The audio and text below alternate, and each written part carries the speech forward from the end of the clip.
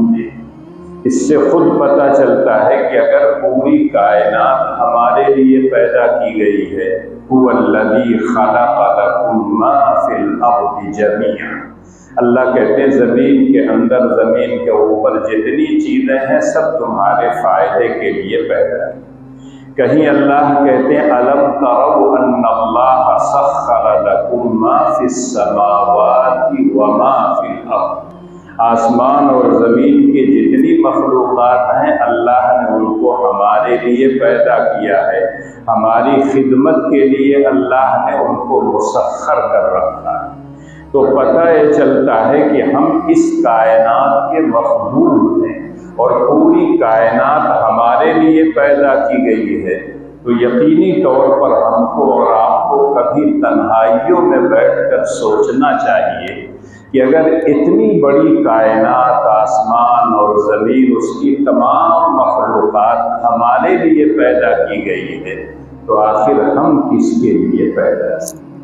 اللہ کے رسول صلی اللہ علیہ وسلم نے چھوٹا سا جملہ کہا تھا، ان الدنیا خلقت لکم وانکم خلقتم للآخرہ، یہ ساری کائنات جو ہے تمہارے لیے پیدا کی گئی ہے، لیکن تم اس کائنات کے لیے نہیں پیدا کیے، تم تو دوسری دنیا کے لیے پیدا کیے گئے ہو۔ جب آنکھ بند ہو جائے گی، سانس رک جائے گی، دل کی دھڑکن رک جائے گی، اور پھر جب تم اس دنیا سے چلے جاؤ گے، 2 گز زمین میں دفن کر کے آئیں گے، اس کے بعد سے جو دنیا شروع ہوگی اس کی فکر کیا کرو۔ ان الدنیا خلقت لکم وانکم خلقتم للآخرہ۔ اور یہی وجہ ہے کہ جب قرآن کریم کو ہم پڑھتے ہیں، جہاں اللہ کے عقل مند بندوں کا تذکرہ آتا ہے،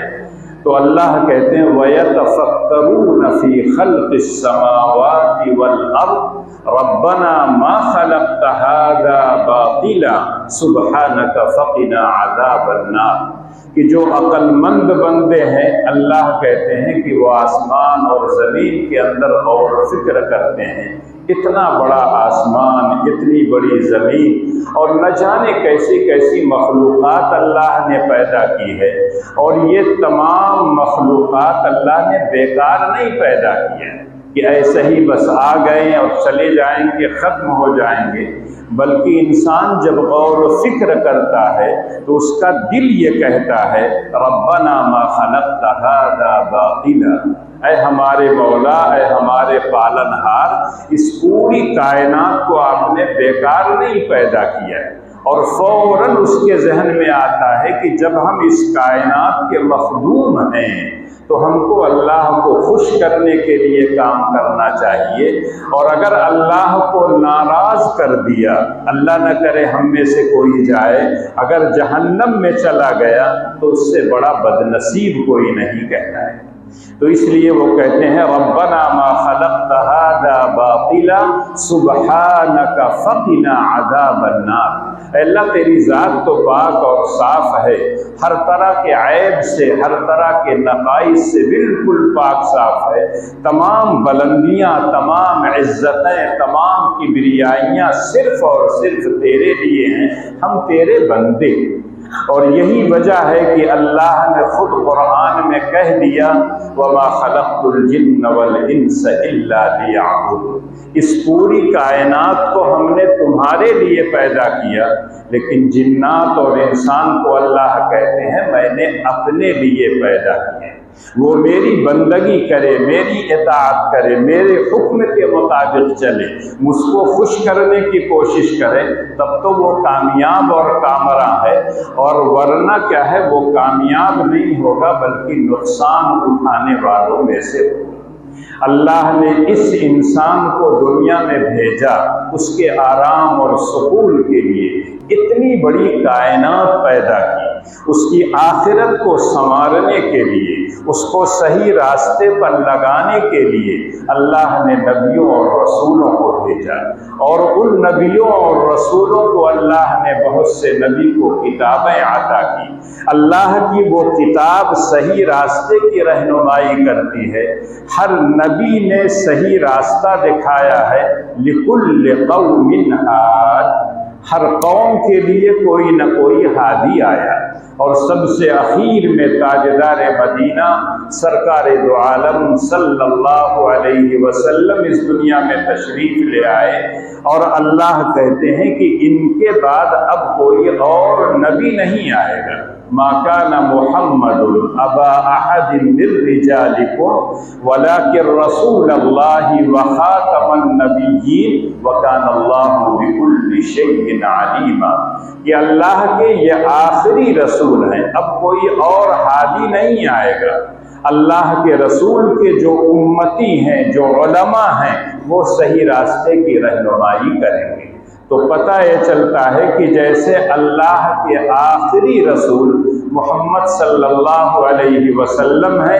اسی طرح سے اللہ کی طرف سے جو کتابیں اتاری گئی ہیں، سب سے آخری کتاب قرآن ہے، جس کے بارے میں خود اللہ کہتے ہیں ان ھذا القرآن یہدی للتی ہی اقوم، یہی وہ کتاب ہے جو تم کو صحیح راستہ دکھاتی ہے، اور یہی وہ کتاب ہے جو ان لوگوں کو بشارتیں اور خوشخبری سناتی ہے جو ایمان لانے کے بعد ایمان کے تقاضے کو پورا کرتے ہیں۔ تو اللہ کی یہ کتاب کہتی ان لہم اجرا کبیرا، ان کے لیے بڑا اجر ہے، اللہ کی طرف سے بہت نعمتیں ان کو اس دنیا میں بھی ملیں گی اور آخرت میں بھی ملیں گی۔ وَأَنَّ الَّذِينَ لَا يُؤْمِنُونَ بِالْآخِرَةِ أَعْتَدْنَا لَهُمْ عَذَابًا أَلِيمًا،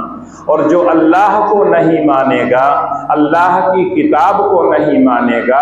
اللہ کے رسولوں کو نہیں مانے گا،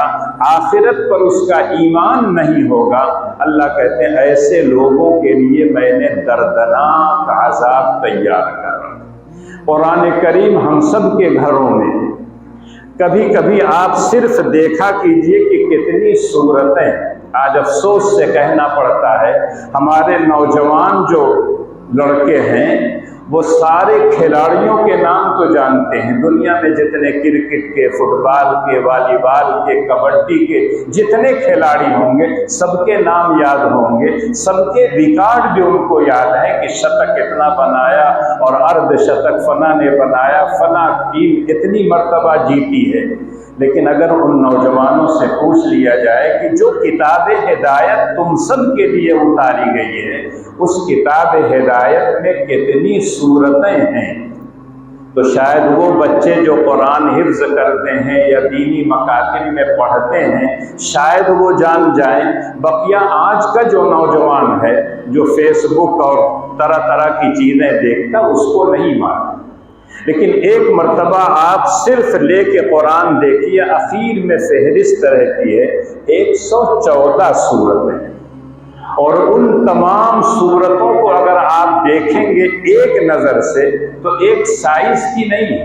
سورہ بقرہ بہت بڑی 287 آیتیں ہیں، اس کے بعد کی جو صورتیں ہیں کسی میں 100 سے زیادہ، کسی میں 100، کسی میں 99، کسی میں اور کم، کسی میں اور زیادہ، اور جب اخیر پارے میں جائیں گے تو 3 صورتیں ایسی آتی ہیں جو قرآن کی سب سے چھوٹی صورت ہے، سورۃ العصر، سورۃ الکوثر، سورۃ الاخلاص۔ تو پتہ یہ چلتا ہے کہ بڑی بڑی جو صورتیں ہیں تو اس میں تو اللہ جل شانہ نے بہت سے احکامات بیان کیے ہیں، بہت سی ہدایتیں دی ہیں، بہت سے قوموں کا تذکرہ آیا ہے، ان پر جو عذاب آیا ہے اس کا تذکرہ ہے، جن قوموں نے اللہ اور اس کے نبی کو جھٹلایا ہے ان کا تذکرہ آیا، ان کے انجام کا تذکرہ کیا۔ لیکن یہ 3 صورتیں چھوٹی چھوٹی ہیں، 2 میں 3 آیت ہے اور ایک میں 4 آیت۔ بظاہر اگر ایک انسان سوچے تو آج کا جو انسان جلدی سے آتا ہے، بھاگتا ہے مسجد سے اور یہ سوچتا ہے کہ اللہ کے گھر میں زیادہ دیر تک رہنا نہ پڑے، وہ تو سوچتا ہے 3 چھوٹی چھوٹی صورت دے دی ہے اللہ میاں، جلدی سے پڑھو اور بھاگو، تاکہ لمبی صورتیں، بڑی صورتیں پڑھنے کی ضرورت نہ پیش آئے۔ اپنے گھر میں رہیں گے، لائٹ نہیں رہے گی، جنریٹر نہیں ہے، انورٹر نہیں ہے، ساری گرمی برداشت کریں، لیکن جب اللہ کے گھر میں آ جائیں گے تو ہر شخص چاہے گا میرے بغل میں کیا ہے، اے سی لگا ہوا،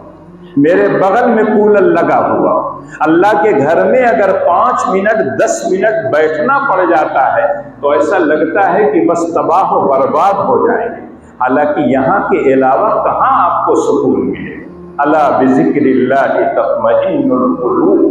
دلوں کو سکون ملتا ہے اللہ کے ذکر سے، اللہ کی یاد سے، اللہ کی کتاب کے پڑھنے سے، اللہ کی عبادت کرنے سے۔ تو اگر ان 3 صورتوں کو غور سے دیکھیں تو بظاہر جو ہم آپ یہ سمجھتے ہیں کہ 3 تو چھوٹی صورت اللہ نے دے دیا، اگر مجھ کو کہیں جلدی سے جانا ہو تو بس نیت بانا والعصر انا اعطینا پڑھا اور چلتا بنا۔ لیکن اگر غور کیجئے اللہ نے اس کے لیے بڑی حکمت سے کہا۔ ہم آپ منشأ اللہ الہی تک تو نہیں پہنچ سکتے کہ اللہ نے 3 ہی صورت کیوں بہت مختصر نازل کی ہے، لیکن جب انسان اس عقل کو استعمال کرتا ہے جو اللہ نے انسان کو دیا ہے اور صحیح سمجھ کر اس پر غور و فکر کرتا ہے تو اللہ تعالیٰ اس کو کچھ راز ایسے عطا کرتے ہیں کہ جب وہ سمجھتا ہے تو اس کو اطمینان ہو جاتا ہے۔ بظاہر اگر دیکھا جائے تو 3 چیزیں، ابھی آپ سے بتایا کہ انسان مخدوم کائنات ہے اور انسان کو کرنا کیا ہے؟ اللہ کی بندگی اور اطاعت۔ اس کا مطلب اللہ جو ہم سب کے معبود حقیقی، اور اللہ تک پہنچے کیسے ہم ہیں؟ نبی اکرم صلی اللہ علیہ وسلم کے ذریعے۔ اگر یہ قرآن اور نبی ہمیں صحیح راستہ دکھاتے ہیں تو اس صحیح راستے پر چل کر کامیاب کون ہوگا؟ تو پتہ چلا اللہ، رسول اللہ اور انسان، یہ 3 ہیں، اور ان تینوں کے لیے اللہ جل شانہ نے 3 صورتیں نازل کی ہیں جو انتہائی مختصر ہیں، 3 آیت، اور صرف قل هو اللہ احد جس کو سورۃ الاخلاص کہا جاتا ہے اس میں 4 آیتیں۔ اگر آپ دیکھیں اللہ جل شانہ کون ہے، ان کا تعارف کیا ہے، قرآن نے 4 آیتوں کے اندر اللہ کا پورا تعارف کرا۔ اے نبی آپ لوگوں سے کہہ دیجئے اللہ احد، اللہ الصمد، لم یلد ولم یولد ولم یکن لہ کفوا احد۔ نہایت اختصار کے ساتھ اللہ نے اپنا تعارف کرا دیا، اور اس صورت کے پس منظر اور شان نزول میں بھی یہ کہا جاتا ہے کہ بعض کفار مکہ نے پوچھا تھا تمہارا خدا کون ہے؟ 1 ہے، 2 ہے، کیا ہے اس کے کام؟ تو اللہ نے یہ صورت نازل کی اور کہا اللہ احد، اللہ ایک ہے،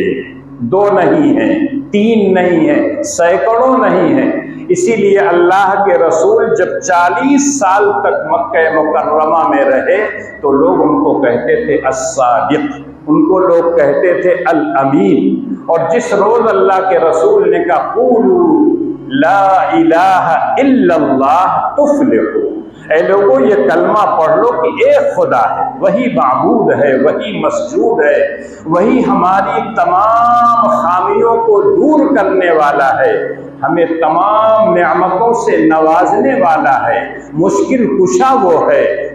ہماری حفاظت کرنے والا وہ ہے، اس کے سوا کوئی نہیں ہے۔ اگر یہ بات انسان کے ذہن میں بیٹھ جائے جو اللہ کے تمام نبیوں نے کہا تھا تو اللہ کے رسول کو کیا نہیں کہا گیا؟ اجعل الآلہۃ الہا واحدا ان ھذا لشیء عجاب۔ ہم تو باپ دادا کے زمانے سے سنتے آئے پانی کا خدا الگ، آگ کا خدا الگ، ہوا کا الگ، خشکی کا الگ، تری کا الگ، یہ تمام خدا کو آپ ایک خدا مان رہے ہیں۔ ایک خدا کیسے اس پوری کائنات کو چلائے؟ جس روز سے اللہ کے رسول نے یہ آواز لگائی اسی دن سے آپ کو دیوانہ، پاگل اور نہ جانے کیا کیا کہا۔ تو اللہ نے اپنے تعارف کے لیے صرف ایک صورت نازل کی، اللہ احد، اللہ ایک ہے، اس کا کوئی شریک نہیں۔ اللہ الصمد، اللہ بے نیاز ہیں، اللہ کسی کے محتاج نہیں ہے، سارے انسان اللہ کے محتاج ہیں، چاہے وہ مالدار ہو، چاہے وہ غریب ہو، چاہے پڑھا لکھا ہو، چاہے کم پڑھا لکھا ہو، چاہے ڈاکٹر ہو، چاہے مریض ہو، سب کے سب اللہ کے محتاج ہیں۔ اور یہ بات قرآن نے جگہ جگہ لوگوں سے کہا، یا ایھا الناس انتم الفقراء الی اللہ واللہ هو الغنی الحمید۔ اے لوگو تم اللہ کے محتاج ہو، اللہ تمہارا محتاج نہیں، نہ تمہاری نماز کا محتاج، نہ تمہارے روزے کا محتاج، نہ تمہارے حج کا محتاج، نہ زکوٰۃ کا محتاج، نہ قربانیوں کا محتاج، اللہ کسی چیز کا محتاج نہیں۔ واللہ هو الغنی الحمید، وہ تو بے نیاز ہے، قابل تعریف ہے، کوئی تعریف کرے نہ کرے، کوئی آدمی اس کی بندگی اور عبادت کرے نہ کرے، وہ معبود برحق ہے۔